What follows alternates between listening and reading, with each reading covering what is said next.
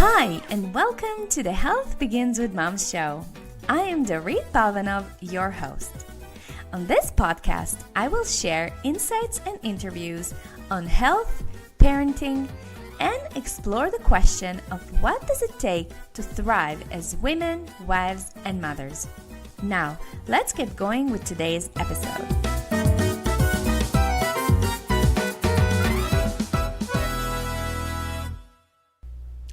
Hi everybody, welcome to another episode of the Health Begins with Mom podcast. I am Dorit Balvanov, your host.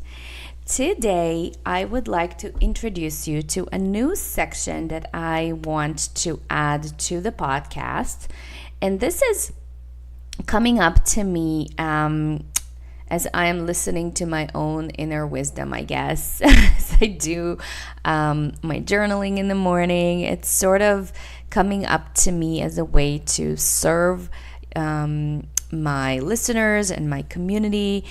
And I decided to create this new section that is going to be uploaded hopefully on either Wednesday or on Thursdays. And it's going to be, the section of the podcast is going to be called Don't Eat Your Way Through That. And what I mean, what my intention with this section of the podcast is to sort of give you a little glimpse of my coaching sessions with parents and some of my own health journey and healing journey, and the way I manage and cope with our own stuff that are coming up.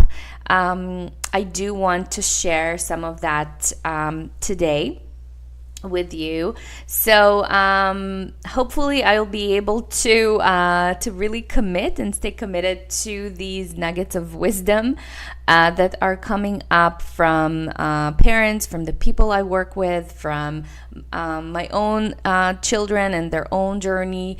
This is obviously going to be all confidential. No names are going to be mentioned. My intention here is really to just share some of the breakthroughs people are having and the profound effect that these breakthroughs are having on people's lives. So today I want to tell you something that I've been working on with my own daughter. So I'm not going to mention who that is. I'm not going to tell her order because I want to respect her privacy. But I do think that it is important to just share how our journey, my journey as her mom, my own awareness to this whole topic of eating and feeding and emotional eating, how it is coming up for us, and what are the things that I do to help her. And so my daughter, the one that I'm talking about, has been always sort of a very sensitive little person to raise. Definitely wasn't easy. And with regards to food, she has been really driving me crazy. Yes, I can say that. With regards to constantly snacking nonstop. So, some of you are my clients listening to this. I talk a lot about creating boundaries and establishing a timing around eating and feeding. And so that has definitely been a challenge for me because I do have, set timing for breakfast, lunch, and dinner, especially when kids are home. And I also have snacks in between. But with her, I've noticed that she wants to eat basically all the time. And so, of course, in the beginning, that would really throw me off. I would get upset, annoyed, really irritated, agitated, and would be sort of like my outlook on this would be, can you just eat and then go and play? Just leave me alone. So I totally understand. We are all busy, we're all tired, we're all exhausted. It is really not easy to raise children and help them go through this life in a way that is going to be fun always, at all times. It just doesn't work like that. Sometimes, yes, you will have those moments when you are completely feeling like a total failure. You're failing at everything. You're failing as a parent. You're failing as a mother, and it's all bad. But the truth and reality of things is that it's not, and you are not failing. And I definitely also felt like that. So what's coming up for me is, and we talk about awareness, is I started noticing when she is craving snacks and food. So number one, I've noticed that she doesn't eat enough at one sitting, which means that she is just not, she doesn't feel full. And then another question starting coming up, why is it so? What is the reason that she wouldn't eat her entire meal?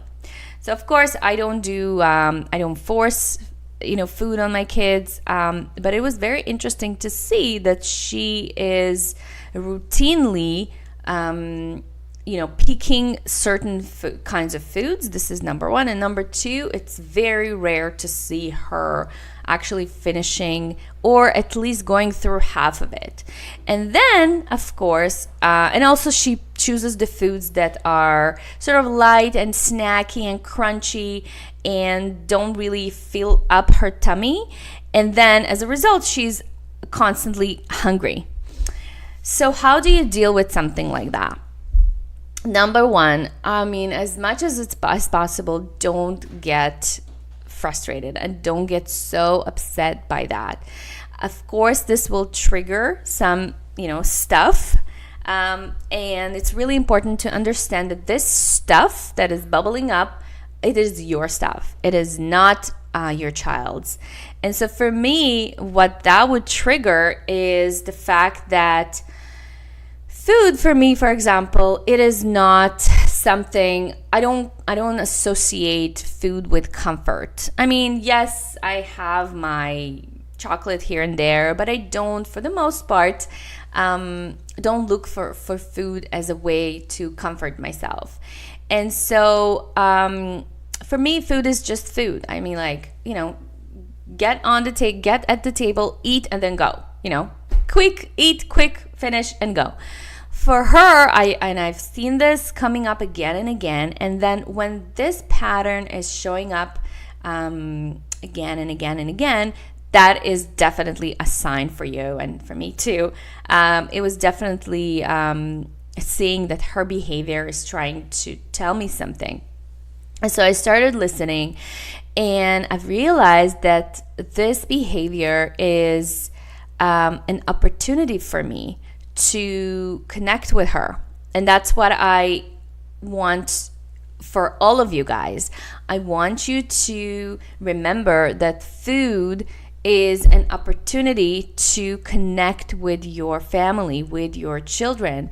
I am so tired of this scare and obsession that people have with regards to nutrition and health and eating and just, stuffing, getting kids to eat. This is not the right approach. Food is supposed to be just food. It's supposed to be there just to sustain us. But when we are treating food as a way to reward or punish our children, we are, of course, unintentionally creating emotional eating.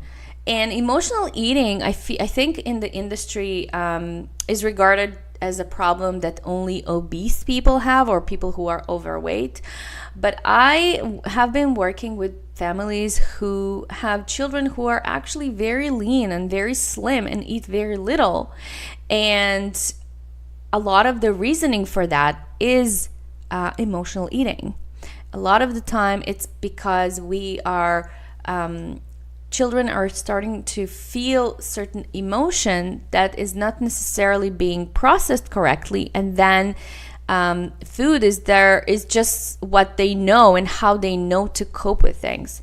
So the topic of emotional eating is coming up a lot in the show, and it's because I truly believe that one of the most important skills that we have to learn